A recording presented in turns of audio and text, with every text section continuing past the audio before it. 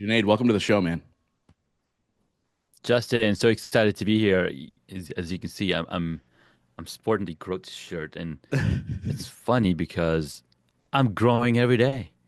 Dude, that's the journey, right? And that's obviously what this podcast is all about. And I've had a number of repeat guests on the show. One guy's been on 5 times, and I just had a woman on a couple weeks ago. It was her fourth time, Mm, and I think that's the beauty of this message of continuous growth is like the idea of like, hey, we can chat again in a year, two yeah, years, and we can talk about, hey, where have you been since we spoke last, right? yeah, And somebody who is on that path of continuous growth, they tend to be the people that are repeat guests on my show, and it's always fun to dive in. But where I yeah. want to start with you is who is Junaid today, and then we'll break down how you got there because the journey is interesting. Well, thank you so much. I appreciate the and honored to be here. So, who am I today? I'm a home studio architect. I'm a father of 4 kids, from ages 15 to 2 years old, right? And Crazy. I love technology. I love helping people figure out their audio, their video, and their how they show up. Something really fun about me. I What got me started on this journey was trying to document my journey to becoming a beekeeper. And I'll leave it at that. Yeah. So that's crazy. So first of all, you talk about home studios. You probably cringe when you get on a call with me and you see what I'm working with here. And we'll get into the details about all that stuff. But let's talk about that. Like, so beekeeping is such a crazy thing. I know one other guy who does it. He Hmm. actually owns like a honey company now and does all that stuff. But Nice. how did that journey begin for you? Because the idea of beekeeping terrifies me, and I would never do it. But it's fascinating. How did you begin that journey? Well, it was all thanks to, when you have children, you gotta take them to allergists. Like we had no idea of allergies. Me growing up, we had no allergies in our family. Of course, we were also growing up in Saudi Arabia, so there's no allergies. But when I came to the U.S. and met my wife, she's like, "Oh, no, we have allergies in my family, blah blah blah." So my son, of course, is has allergies. So in 2012, we took him to an allergist, and the doctor's like, he's got all these pinpricks on the back. You can see all these things swelling up based on the different foods they're testing on him. And then he just, in passing, says, local honey is really good for seasonal allergies, and that's something that's going to affect your son too. So I'm like, okay, local honey, local honey. Now, if it was anybody that was smart enough, probably just go to a local farmer's market and be like, hey, I would like to get some local honey, but me, no way, right? And I'd as like to I'm, get some bees. I'd like to get the meat. Like I gotta get it directly from the source. So fast forward to 2018, I had stacked up enough knowledge around beekeeping, and things just kept stacking on top of each other. Because first it was like, okay, local honey. Second, my friend that I knew in Denver, Colorado, is like, hey, can I borrow your GoPro? I'm like, sure. Like, what are you gonna do with it? Like, well, I'm gonna attach it to my hat as I'm taking these beehives out of a truck. I'm like, why do you need beehives? What, you can rent these bees? And it's like, yeah, we were renting like 5 boxes of honey or 5 beehives because I have a 10-acre farm and they're gonna help pollinate. I'm like, wow, that's interesting. So I see that video, and then fast forward, there's a Kickstarter project called Flow Hive, and he shows it how easy it is to, extract honey. You don't need to bother the bees at all. And I'm like, wow, this is cool. So now in 2017, we moved to a new house. I'm like, perfect. We have the backyard to go to beekeeping. Let's make it happen. So for 6 months, I'm watching videos on YouTube of beekeeping. I'm like, oh, this is what, and then, I'm learning about these. And the last video that I watched, the guy's like, hey, if you really want to become a beekeeper, you got to go join a local beekeepers association. So I go join. They're like, hey, we have a class starting in January. Come join. It's an 8 week thing. We meet every once a week, and you're gonna retain that information longer than as if you it inst instead of taking a 2 day class and learning everything in 2 days. Like, it's not you're not gonna be able to return. So I was like, all right, let's do it. So I took that class, and at the end of it, I was like, I'm a beekeeper. I went, started investing in the gear. Like, it just the story goes on. Is that who you are? So first of all, there's a lot to unpack there. Is that who you are as a person? Like when you become focused on something, you go super deep and really dive in and start to research. Is that just who you are, or was it like, hey, like this bee thing's fascinating? That is who I am. So back in the days, I used to assemble computers, and I would do like I would read on Tom's Hardware, Andy. There's another Anantech. Like there was these websites that would talk about CPUs and GPUs. So I would learn everything there is to know about a CPU. I'm like, okay, this is the one that I want to buy, right? And then so I would build these computers not only for myself but also for other people. So yes, when I find something interesting, I go all the way in deep to learn everything that I need to know so that I can extract the information and be like, okay, this but makes the most sense. Yeah. So, you know, it's crazy to hear about your son going through this testing. It kind of flashed me back to when I was a kid. I got tested for allergies because I Hmm. had this weird thing Yeah. over the course of a couple months. My eyes swelled up when I was like outside. Like the literal whites of my eyes were swelling up. It was creepy. Wow. And so my parents took me to an allergist to get tested. And they did it on my arms. I don't know why they didn't do it on my back because everybody says they do it on your back. But Yeah. they ended up testing me for 48 things. My left arm was outside things, pollen, ragweed, that stuff. And my right side was like food. Hmm. I had my arms swelled up like crazy. I had an allergic Yeah. reaction to 47 of the 48 things.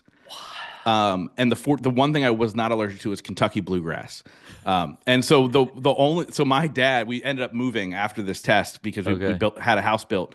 And my Yeah. dad did Kentucky bluegrass in the yard because of that. Now, thank goodness I've grown out of all those allergies. Hmm. There's like one or two, I think cantaloupe I'm still allergic to, like little weird Sure. things, but Yeah. but um but grew out of most of them. But my parents were like, "Here, take this allergy medication." They didn't dive deep into the local bee honey. So Sure. did that help your son? Did you see It like some did. improvement? It did. It helped him, overcome the seasonal allergies because what's happening is when you move from one city to another city or one state to another state, there's different pollen and different trees in that area, and that pollen is what causes the allergies. Because the other thing about pollen is, we can go even deeper into why there's so much pollen, and so the pollen in the air is what's affecting our immune system, or what we're breathing in. With and when you take local honey, it's produced from that same pollen. It's produced from that same flowers that are but not. So you're now, your body adjusts to that pollen. Now the reason why we have so much pollen is because somebody back in the days decided that we should only have male flowering plants or trees and not female because those female plants would have fruits, they would drop on the roads, and it would cause all this mess. But Hmm. now, because we have so many male plants, they're like outputting tons of pollen trying to find a receiver, but there's none out there. That's crazy. I feel like that would happen with men if it was only men in the world. But it's so crazy. It's so crazy how like nature works in that way, right? Like Yeah, how yeah. how and then we have to learn as humans because we've messed up the system. Yes. How can we adjust, right? And it's Yeah, also fascinating to me. And I want to dive into this a little bit. How you grew up in Saudi Arabia and there was no allergies, yeah. and then here in America we're all allergic to something. We all have health issues. We have all these things. What do you? I mean, I don't know if you've done a deep dive on this, but what do Mhm. you equate that to? Well, I can equate it to very easily. Number one, in Saudi Arabia, there's not a lot of agriculture, right? Very limited agriculture, and even if it's out, because it's mostly a desert country, but there are agriculture areas, so there's not a lot of plants, not a lot of trees around, and the food that's coming in Saudi Arabia, at least in the 80s when I was growing up, is either imported from different countries or has not gone through a lot of genetic modification, and that's what we're here in the States. We have farmland like where we're living, right? There's farmland, there's pesticides being sprayed on it, there's all sorts of genetic modification happening. So all of those things, it's what's causing our bodies to react because it's not natural. It's unnatural to have, so many meats. And if you look at the plants and the foods that we eat, especially corn and wheat, are both actually weeds, right? They Wow. initially were weed that were then modified to say, hey, this is now what it is. Yeah, and I feel like the American diet is like 75% that stuff. Like Yes, it is. it's just absolutely Yeah. crazy. But you know what? So obviously you grew up in Saudi Arabia. When did you move to the States? I moved here when I was 19 years old to California. Okay, what brought you here? What made that adventure for you? Well, trying to be as quick as possible. So my mom's one of nine siblings. Wow. So around 80s, my mom's siblings, they all moved to California. Her uncle was there. He went there for education. He invited my dad over, but my dad is like, no, I can't move. I have I just, he just had mom so my mom's brothers, they all moved to California. They put in the green card, so we had access to it. So in 85 and 89, we came to the US for summer break, and I was like, okay, this is cool. I've got all my families. And so when I graduated from high school in Saudi Arabia, I was like, well, I'm going to college in in the US instead of going to Pakistan because I didn't have a lot of family there. And all my mom's siblings were here. My dad's one sister, she was also living here. So that's one of the reasons I moved to California. It's fascinating. And then obviously you've built this great life for yourself here. And now you're in Herndon, right? I'm in Herndon, Virginia. Yeah. Okay, very. My uncle used to. We're having a totally off base conversation, but my uncle actually lived in Herndon, so I've been in Nice. Herndon many times. Nice. He now splits his time between Cape Cod and Florida, but he Yeah. lived there for a long time. Now to rewind a little bit, obviously this adventure into beekeeping and what made you want to start documenting it? Was it the GoPro conversation where you're like, oh wow, people would be interested in this? Well, fascinating story or fun fact. So I bought my very first camera when I was 11 years old for $1. Wow, Now, during the month of Ramadan, which is actually coming in March, after the 30 days of fasting, we celebrate, the day of Eid, which is, you fast for 30 days. Now you get to celebrate. So during that celebration, uncles and aunts will give money to the nieces and nephews. So my uncle and aunts, they gave me, money. We had cash, and this is like in '89. And my one of my uncles was like, "Hey, if you give me $1, I'll give you this film camera." Like, that's sweet, I get a crazy. That's camera, awesome. right? So Yeah. I got into camera and taking pictures on that camera when I was very young. So I've been behind camera since then, right? So I've been behind camera forever. And over the times, different cameras came and I was using these and understanding these. And as it kept moving forward, I was documenting not only different things or different events that were happening. We create funny videos, but then I was also very tech heavy. So I used to be a UX designer, uh, design graphics, photo, logos, websites, mobile apps, enterprise applications for DoD, DOJ, like these big companies. And so I was always fascinated about technology and cameras. And in 2013, my wife actually, I'm going to a different story. So in 2012, a friend of mine reached out to me and was like, "Hey, I want to start a podcast." I was like, "Ooh, that sounds pretty cool." And then, of course, we all knew about podcasting. So I researched, and because I knew some tech backend, I was like, "Oh, I can build this website and host entire podcast on here." So that podcast lasted for about 2012. It lasted about 4 episodes. Yeah, sounds about right. Sounds about on par for podcasts. Because we didn't have tools like Zoom. We didn't have, the recording capabilities back then. You would have to record on your own, and not having done much research, I was like, okay, this is too much work. Plus, the three of us were in two different time zones, three different cities, and we're the only time that we had because we had younger kids was at midnight. It's not gonna work.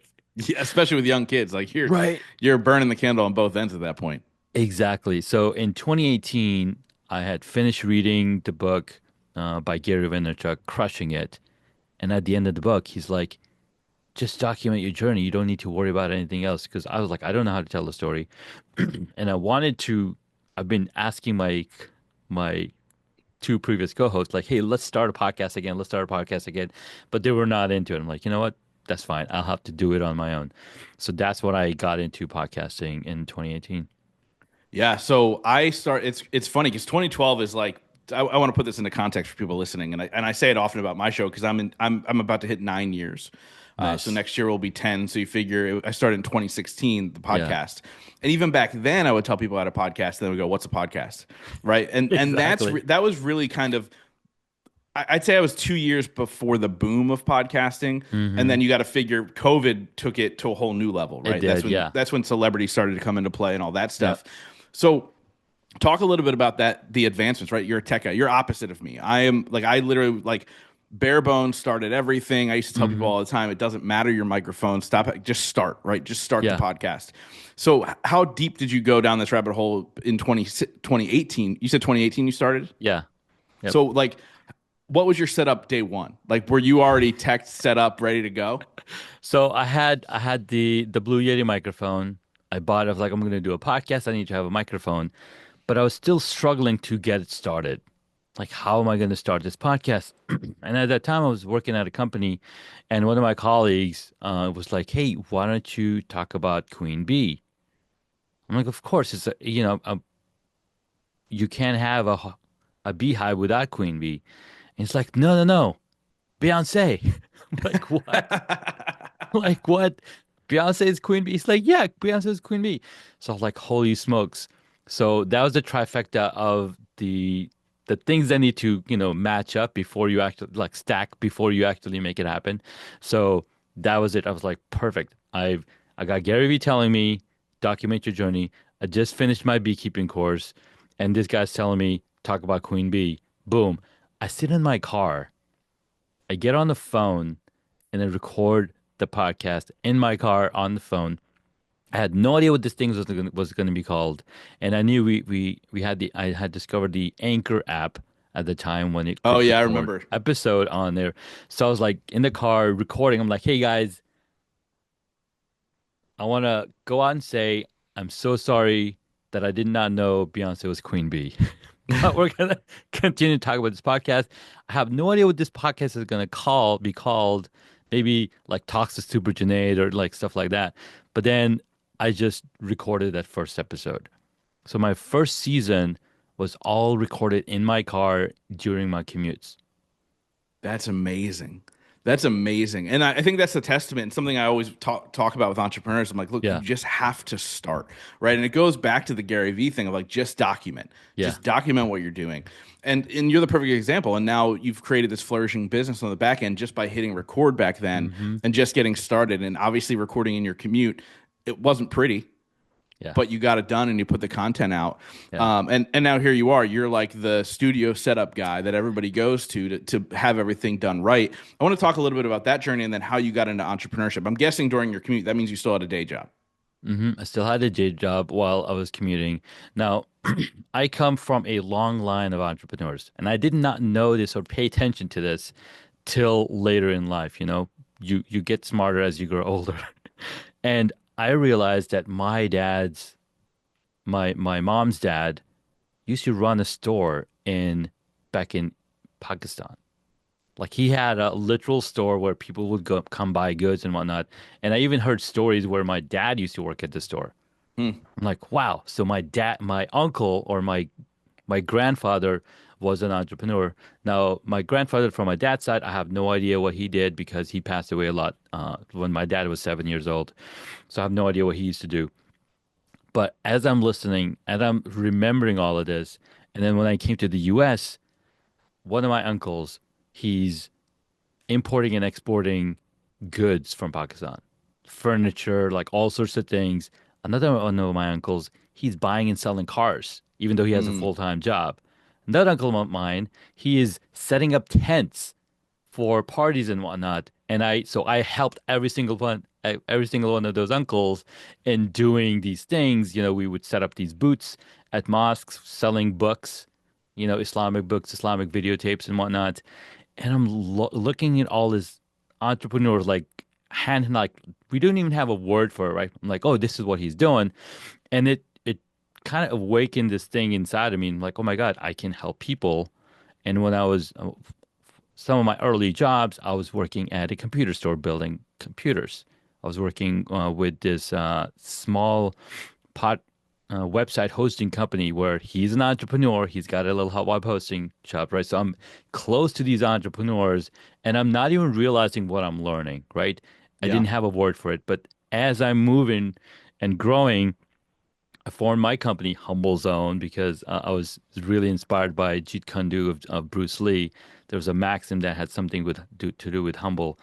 And so I've been an entrepreneur for so many years. right? And now it's just becoming more and more real because I started listening to these stories. So the podcast was a huge help, right? So the first year that I did a solo podcast talking about beekeeping, talking about different hobbies, I didn't even promote it.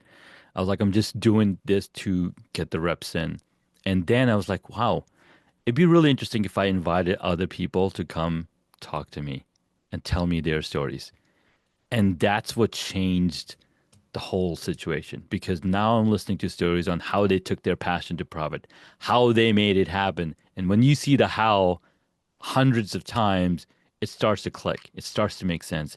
And the pandemic was a huge blessing because I was able to put together my expertise in photography and filmmaking into my studio space. And people started asking, why does your video look so much better? We were both on Zoom, Yeah.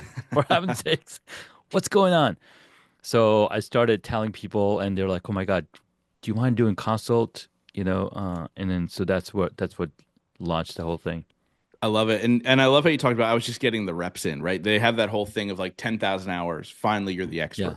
Like after, 9 years of doing this podcast, I finally feel like I could confidently say I'm a good host, right? Like I for a Mm-hmm. long time other Mm-hmm. people would tell me I was good at it, but I wasn't at Yeah. the place where I was like, "Oh, I'm good at this." Because you have Yeah. to put in the Yeah. work. And sometimes that profit doesn't come until later. Like I did this podcast as a Yes. side thing for years before it Mm-hmm. ever made me a dime, before it ever turned into live Yeah. events and speaking and all the other things that come from it. Um, and so that's Yeah. such a testament to the amount of work that you put in, right?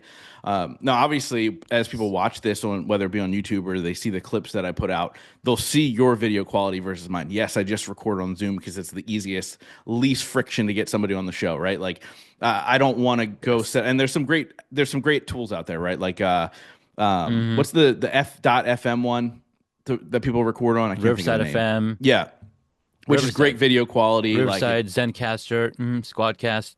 yeah, there's so many different tools, but I'm like, well, I got to plug that in manually after the person's schedule. So I'm like, I'm just going to take this as easy as Mm-hmm. possible. Let's just do it on Zoom. I'm curious, where do you record your podcast?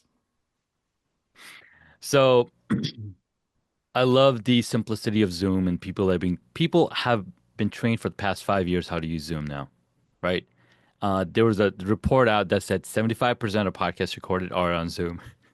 I'm like, Yeah, Riverside's trying to gain that market, but Zoom is so easy, right? So easy. So just last year, Ecamm Live's another powerful software that has partnered up with Zoom. So you can start Zoom client inside of Ecamm Live. And as the guests come in, you can simply click on add guest to camera.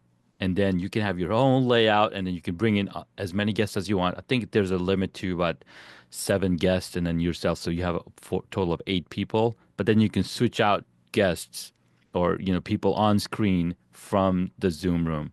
But on the Zoom room, interesting. they can see like everybody can see you. Yeah. And does that with that addition does that improve the recorded video quality? Yeah, so you get a 720p video from the guest, and your own video will be 1080 because you're on a computer. But if you have a business account with Zoom, then they will up the resolution to 1080. That's amazing. I think that such a huge hack, and it's so funny that Ecamm.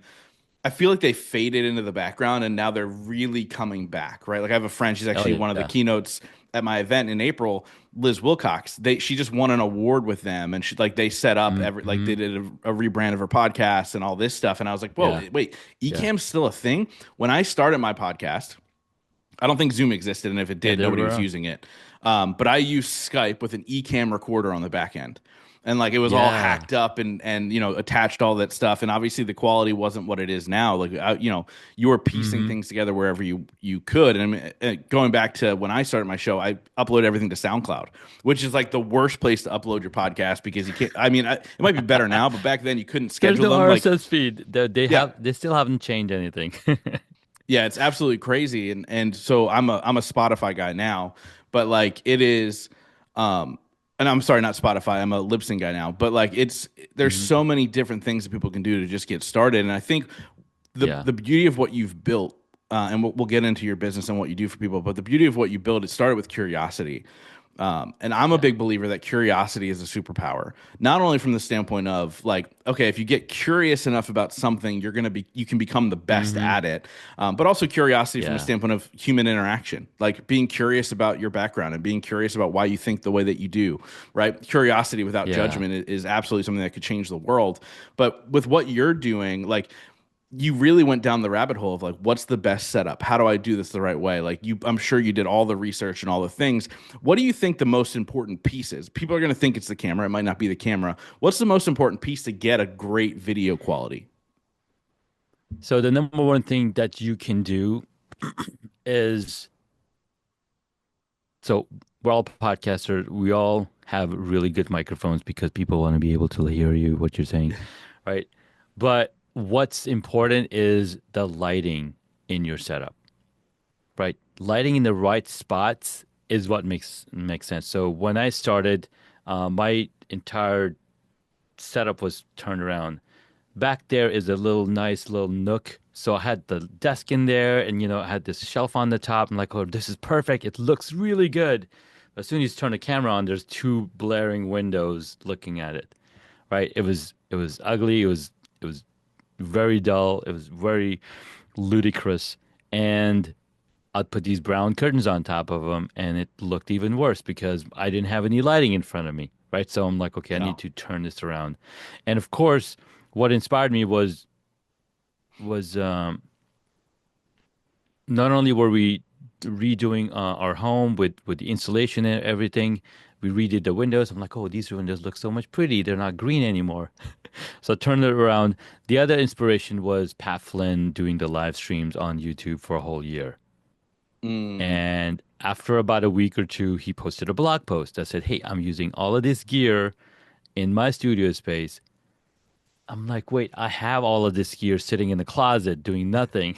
So I started busting these things out, have tripods all over the place, and I put this thing up here and started tweaking. Of course, I learned from amazing folks like Live Streaming Pros, Lura Petrucci, Pat Flynn, all the other people that are out there that are teaching this. Think Media. We got so many people talking about this stuff, gear and whatnot, because it is something that we all need to know how to use properly. Because if you're an entrepreneur and you don't have your setup done right, you're not going to be taken seriously. Mm. It's true, and the content you put out is so key. How you appear to other people, like you literally, I think when you have the right setup or you're putting out quality content, immediately you're on a different level. Like, oh, this person knows what they're Hmm. talking about, right? Like somebody sees Yeah. your setup, whether it be an Instagram reel or a full YouTube video, and they're like, oh, this guy knows what he's talking about, right? Yeah. And just right off the rip, so they'll at least listen. And then the key is you got to actually know what you're talking about, which that's a whole nother rabbit hole you can go That's a down of whole the different coaches in the ballgame. world, the expert coaches, right? Yes. Especially in the podcast space, everybody becomes a podcast coach after about 1 week. And it's like this fascinating, like, oh well, yeah, you just buy this Yeah. microphone and you hit record, and that's how you start a podcast. But to do it at a new level is just so different, right? How important Yeah. was it for you to invest in your learning? Because it sounds like you truly are a lifelong student to constantly, be curious and want to ask the right questions. Like, how Hmm. important was that to you in your journey? I think it was very, very important. I think it was 2003. I discovered Tony Robbins. I was at a work trip. It was 3 a.m. I couldn't sleep, and I'm watching the infomercial on television. And there's this guy full of enthusiasm. I'm like, holy smokes, how can I get one of that? I immediately call the number, get this personal power CDs, and listen to them ad nauseum for ongoing. Like, and that inspired me to kind of look at personal growth as something that we got to do. Now, mind you, we continue to grow personally, whether we know it or not. But doing it actively is where Olympians are made, is where legends are made, right? So I was like, okay, how do I continue to grow myself? So as I am moving in the space of podcasting, I'm learning from every single person that's coming on the show. I'm learning from other people as they're talking. Tim Ferriss' podcast was one of them that I listened to and listened to those journeys. Like one of my favorite ones was with Joseph Gordon-Levitt and Tim Ferriss talking about how Tim Ferriss started, his podcast or, his book. And then Jordan, Gordon, Gordon Joseph Levitt and how he started his site called Hit Record, hitrecord.com, because he wanted to record stories. So, anyways, it was really cool to see those journeys and be like, hey, how can I implement them in my own journey? Yeah. Do you Did I think answer the that question? I think I lost in the little middle. No, no, no, you're good. That was great because, again, it's that whole constant learning thing, right? So I have four non-negotiables every day, and we'll get to yours later in this conversation. But I have four non-negotiables, and one is learn something new every single day. Whether that's listening to a podcast, reading a book, watching a YouTube video, like Mm, because I believe what's not growing is dead, right? And so how do I make sure that I'm constantly have my finger on the pulse of like what are the changes happening? How are things shifting? yeah. Now, the super key though is to be ahead of the game. We talked about how we were recording podcasts for so long. I remember Hmm. for years I was interviewing big names right off the rip with my podcast for a number of reasons. One, I was too dumb to realize that I can't just reach out to somebody and ask them to be on the show, thinking they'll just say yes, and it worked. Two, I was super early on in the game, so I would ask people to be on a podcast, and they Yeah. go, "What does that? What does that mean?" Like they didn't even know. Like I had to tell people who have now been on Yeah. thousands of podcasts like what it was. Like you're gonna get Yeah. on here, we're gonna hit record. There's actually huge motivational speaker who's been on Tony Robbins' stage multiple times. His name's Nick Santanastasso. I was the first podcast he was ever Nice. on. But since then, he's been on Ed Milet's Amazing. podcast. He's been on Impact Theory. He's been on Yeah. every big podcast. But I was the first one. And he's a dear friend. He spoke at my event in 2022. But, I think being able to continuously learn and see what's next is key. What do you think is next in the podcast space? What's next is, well, we are still very new in the podcasting space. There's two ways to look at it. It's podcast industry or podcast community. And I look at it from a community perspective. It's a vehicle for personal growth. So when we're telling people to start a podcast, we're basically telling them, hey, you got to grow personally.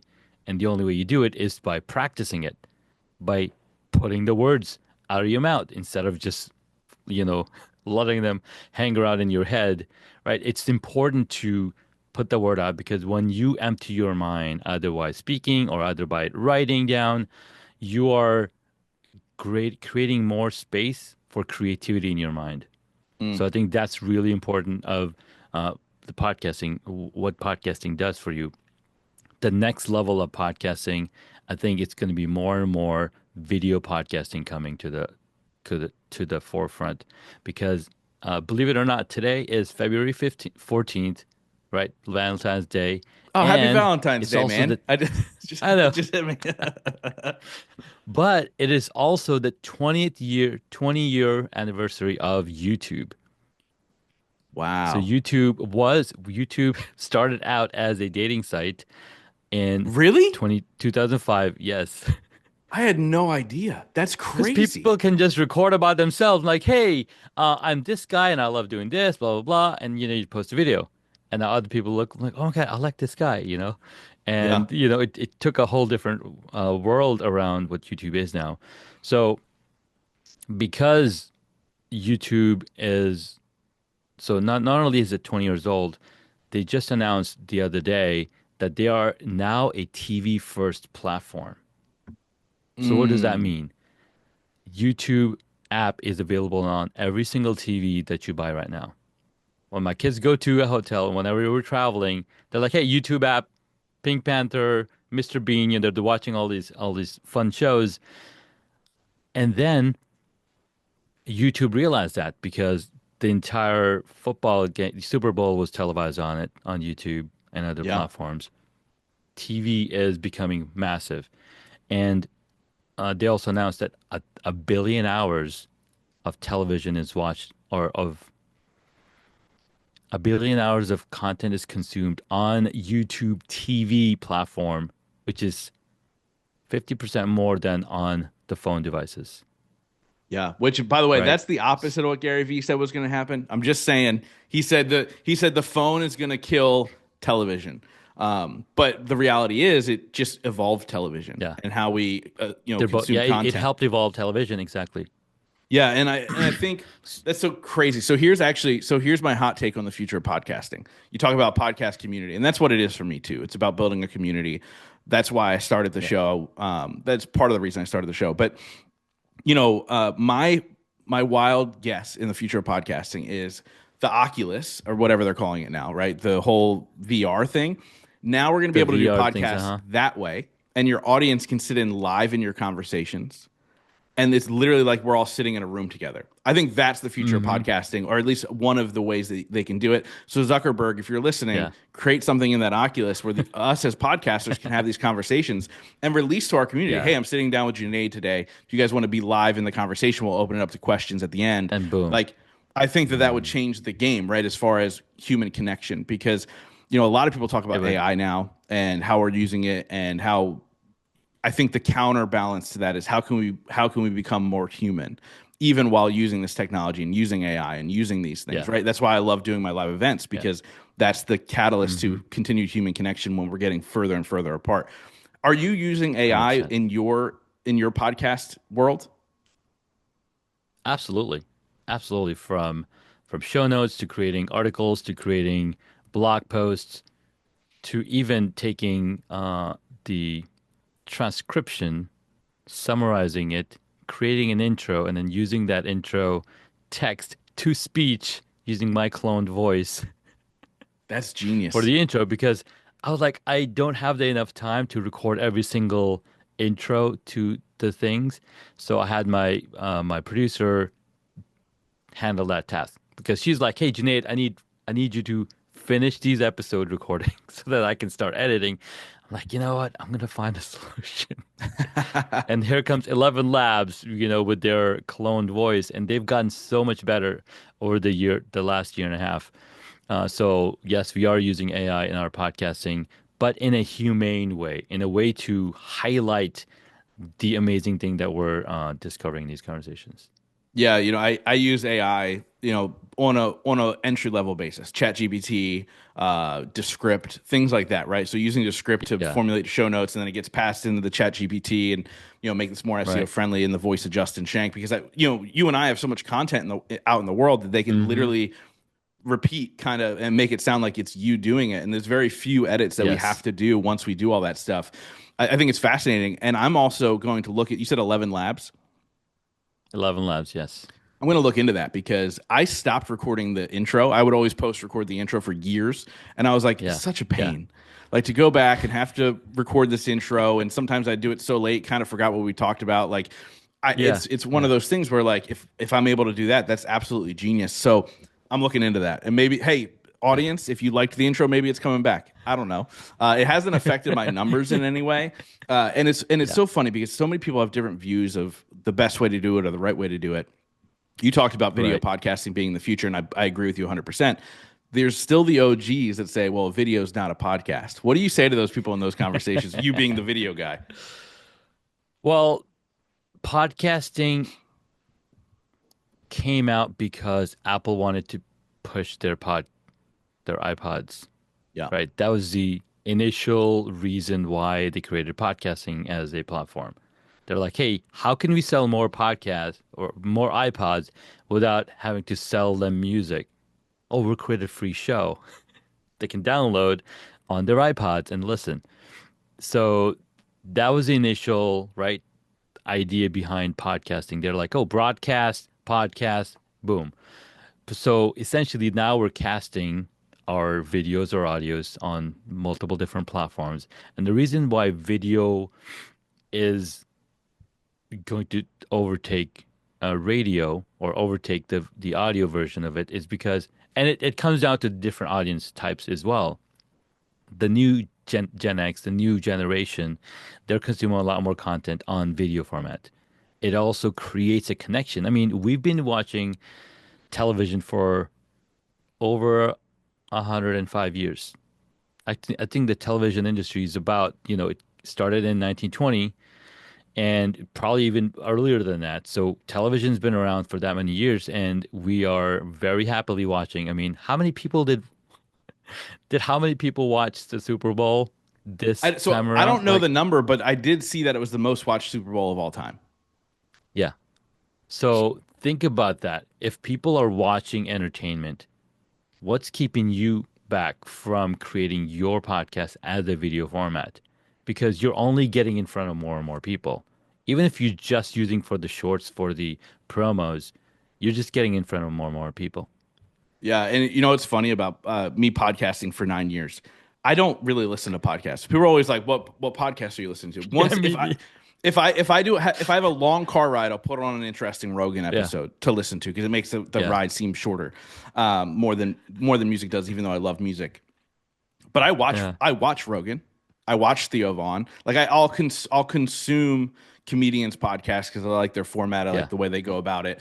But I'll watch it yeah. on YouTube. Like I'm not somebody who is an Hmm. audio listener, and I think when people Right. have that old school mentality, you're missing an entire different audience, right? Like, and I've been saying this for Yes. years. I go, yes, you should have the video content Hmm. and the audio content because they're two different types of people that you can reach. And so it's just so Yeah. true. And now, obviously, with things like Instagram going to video, TikTok, like all these things, like if you're not creating that content, your brand isn't going to grow. You're not going to reach the right people Yes. whatsoever. So I want to ask you a question that I ask every single guest on the show. It's a two-part question because you've gone and created so much success for yourself, not only in the content space, but the business space, helping people build studios and making sure they're representing themselves the right and all that stuff. So it's a two-part question. The first part of the question is, what is your definition of success?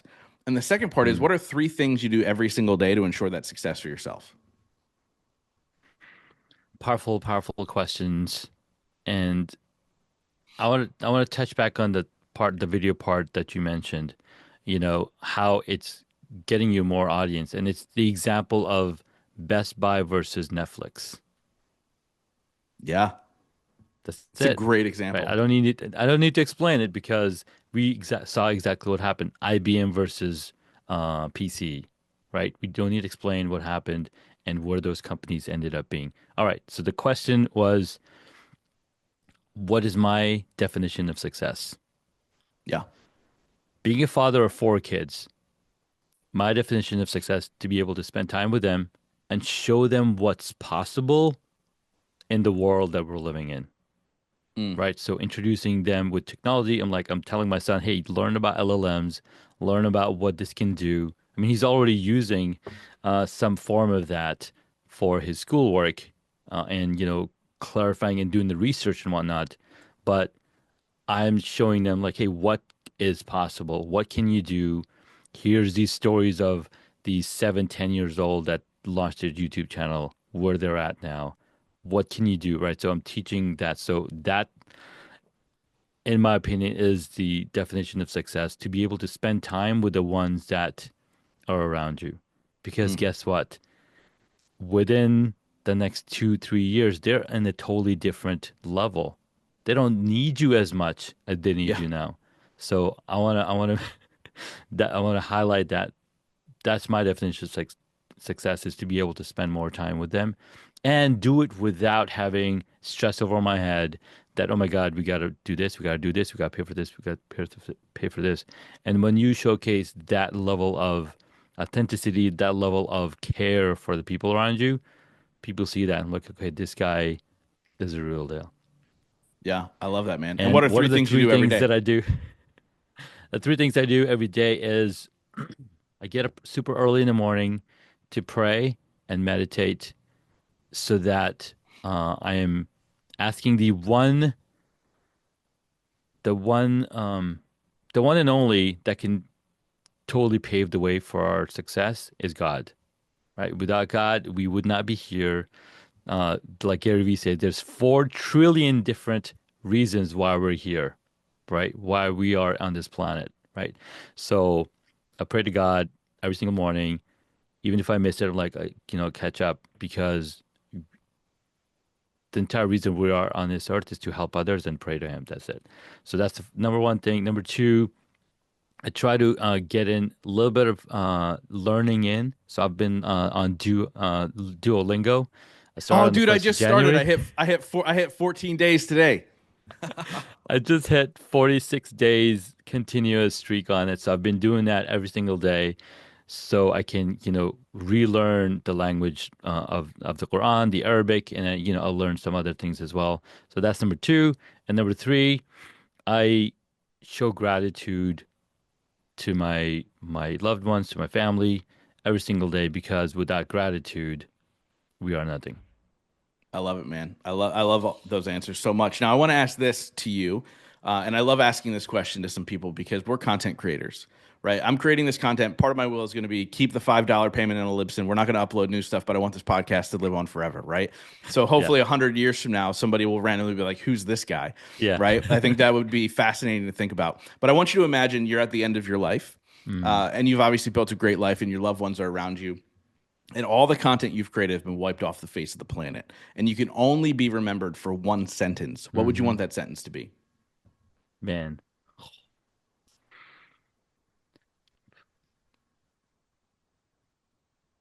this is a deep one, man. I gotta go deep.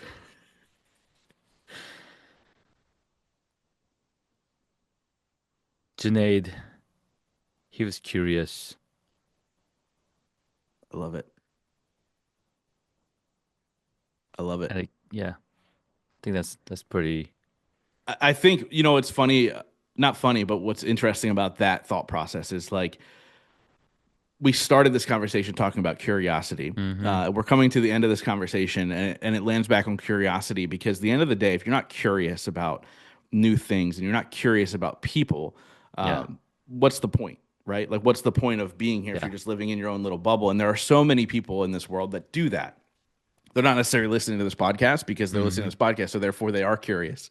But hopefully somebody shares this with that friend who's like, locked in their house, not thinking one way, one lane, man. So that's a powerful Yeah, statement to yeah. have.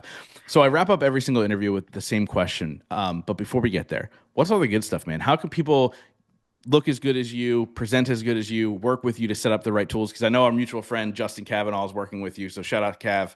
But how can people get in touch with you and start working with you? So if they want to work with me and they want to do like a 4-point assessment of their space, just head on over to homestudiomastery.com/booking and find a time on my calendar, and we'll work together to see what we can do. I love it, man. So, like I said, I wrap up every single interview with the same question. Since the show is called the Growth Now Movement, that question is: in your life, what has been your biggest moment of growth?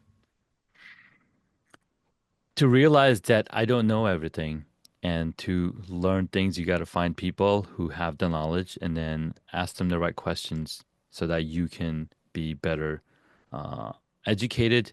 And the beautiful part of the era that we're living in right now with with ChatGPT and OpenAI and all the LLMs, a lot of the people have access to that knowledge faster than they can imagine. I love Uh, it. pe- people used to People used to come to me like, "Hey, how do I use ChatGPT? Like, what prompt do I need to put in?" Like, dude, have you had a conversation with people before? Like, yeah. Like, okay, do that. It's Yeah, literally called chat.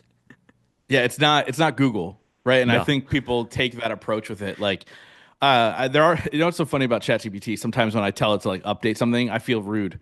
Like shorten this. Yeah. Like got to be a little bit nicer to ChatGPT. Yeah, yeah, I agree. I want to do that prompt where people are asking like tell me about myself or whatever. I have to do Hmm. that. Like from our conversations, what do you Yeah. think about me? They'd be like you're a little rude. You get to the point too easily, which is by the way, it's all true. But the one thing I will say is like there are a lot of people in this world, and we talked about AI, we talked about new technologies. There's a lot of people that are afraid of it. But the reality Mm, is if you aren't curious about it, at least look into it and see how it yeah. can support you, you're going to be left behind, Yeah. right? And I think that's a huge thing. Dude, this conversation has been absolutely amazing. And by the way, to the audience listening, if you've loved hearing from Junaid, come hang out with him at Growth Now Summit Live. He's coming, he'll be in the house. Super excited to have you there. But dude, more importantly, thank you for doing what you do. Because if Absolutely. you think about it, right, we can say he helps people build studios. But the reality is what you do is you help people get heard. And everybody's got an Mm. important message that needs to be heard by so many people, man, and you're helping people do that. So thank you so much for being you.